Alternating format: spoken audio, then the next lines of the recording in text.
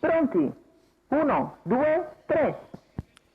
Ed è buona la prima, problemi per Giamaica Ferro, veloce Vancouver Ongi con subito all'esterno Trivet Cash che va a condurre, è partito forte dalla Numero seconda fila del 14 nastro Azzurra Tab Volpelli squalificato. che va a chiedere strada a Trivet Cash, mentre è partito molto forte anche Verdi Prav che va già a presentarsi sulla testa della corsa. Volpelli sfila a condurre dopo 300 metri, Verdi Prav arriva tutta birra ma sbaglia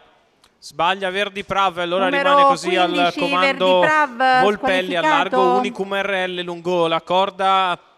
Trivet Cash, quindi il 2 di Vancouver Ongi. Lì all'esterno è rimasto TVB di Casei che fa molta fatica al largo. Intanto Volpelli continua a guidare il ritmo 46,6 per i primi 600 metri. Unicum RL sempre allo scoperto con TVB di Casei che fa la seconda pariglia a precedere Velvet Lux, il primo mezzo miglio passato in 1, 2 e 4. In vantaggio Volpelli, all'esterno Unicum RL, viene via in terza ruota ora Vaclav Lux che rompe gli indugi e cerca di portarsi sui 2 di testa al chilometro passato in 1,19. Volpelli in vantaggio, Unicum all'esterno, Vaclav in terza ruota, in pariglia TVB di Casei, lungo la corda c'è Trivet Cash avanti a Vancouver Ongi, viene via in terza ruota anche il 9 di Velvet Lux, avanza Azimut Griff per linee esterne trascinandosi il 17 di Zigolo VGL, cerca di farsi largo anche Valentiniano che è in schiena TVB di Casei, intanto i 2 di testa continuano apparecchiati, un'altra frazione in 15,5 dopo un 14,8, in vantaggio Volpelli, al largo Unicum RL, sposta ora con decisione Azimut Griff che risale in terza ruota con piglio importante, il miglio passato in 2, 4 e 3, avanza anche Zigolo VGL, si muove Zitrunas dalle retrovie,